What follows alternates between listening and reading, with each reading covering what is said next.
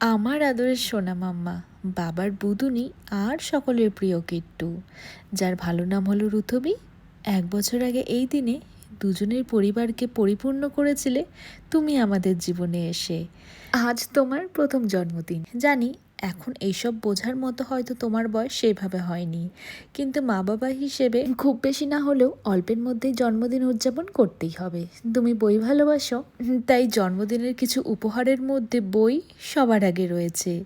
আর আমি আর রোহন ওর birthday decoration করতে করতে 1 বছর আগের পুরনো স্মৃতিতে ফিরে গিয়েছিলাম। হাসপাতাল থেকে যখন ওকে বাড়ি নিয়ে এলাম, ঠিক কিছুদিন পরেই মনে হলো আমাদের জীবনটা আর আগের মতো নেই। চাইলেই যখন খুশি বাইরে যাওয়া যাচ্ছে না, এটা ওটা খাওয়া যাচ্ছে না, টিভি দেখা যাচ্ছে না, আরও অনেক কিছু। আর স্পেশালি যখন কিট্টু কাঁদতো, যখন ওকে আমরা থামাতে পারতাম না, নিজেদের এত অসহায় আর টায়ার্ড লাগতো, মনে হতো ইস, কবে আমাদের মেয়েটা বড় হবে আর আমরা আবার আমাদের আগের জীবনটা ফিরে পাবো। এবার সত্যি সত্যিই যখন ও একটু বড় হওয়া শুরু করে দিয়েছে, মানে ওর কান্নার ভাষা আমরা বুঝতে পারছি, ও কখন কি চাইছে সেটা আমরা বুঝতে শিখে গিয়েছি। আর শুরু করে দিয়েছে ওর নানান রকমের অ্যাক্টিভিটি করা।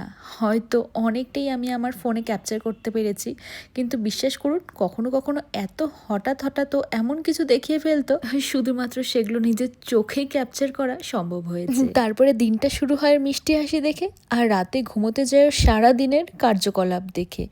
এবার মনে হওয়া শুরু করেছে প্লিজ এত তাড়াতাড়ি তুই বড় হয়ে যাস না। একদম ফিরে পেতে চাই না আমাদের সেই আগের জীবন, কারণ এই জীবনটা আগের জীবনের থেকে অনেক বেশি মিষ্টি। কারণ কিট্টুর হাত ধরে আমরা আবার ফিরে গিয়েছি আমাদের ছোটবেলায়। তাই বলবো আমাদের আদরের কিট্টু, প্লিজ তুমি এত তাড়াতাড়ি বড় হয়ে যেও না, কারণ মা বাবা হিসেবে তোমার হাত ধরে আমরা আমাদের শৈশবটা আরও একটুখানি বেশি উপভোগ করতে চাই। তো কিট্টুর প্রথম জন্মদিনে কোনো বড়সড় বার্থডে পার্টি নয়, বরং আমি আর রোহন ওর জন্য একটুখানি ঘরটা সাজিয়ে একটা সারপ্রাইজ প্ল্যান করেছিলাম। কতটা কি ও বুঝতে পারবে এই বয়সে জানি না, তবে নিজেরাই চেষ্টা করেছিলাম। কয়েকটা বেলুন ফুলিয়েছিলাম, ও বেলুন বেশ ভালোবাসে। এছাড়াও পার্টি ডেকোরেশনের কিছু জিনিসপত্র নিয়ে এসেছিলাম, আর সেটা দিয়ে কিট্টু যখন একটুখানি ঘুমিয়েছিল তখন আমি আর রোহন ঝটপট করে সাজিয়েছিলাম। তবে পুরোটা একদিনে সাজাতে পারিনি, পরের দিন আরও কিছুটা সাজিয়েছিলাম।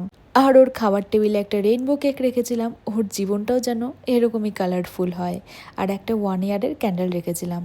একটু খারাপ লাগছিল, কারণ প্রত্যেক মাসেই ওর আমরা ফটোশ্যুট আর কেকের মধ্যে একটা ক্যান্ডেল ফুদে সেলিব্রেট করতাম, সেটা এই মাসেই লাস্ট ছিল।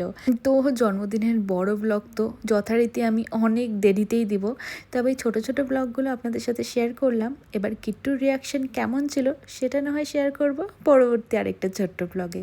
ততক্ষণের জন্য বাই বাই।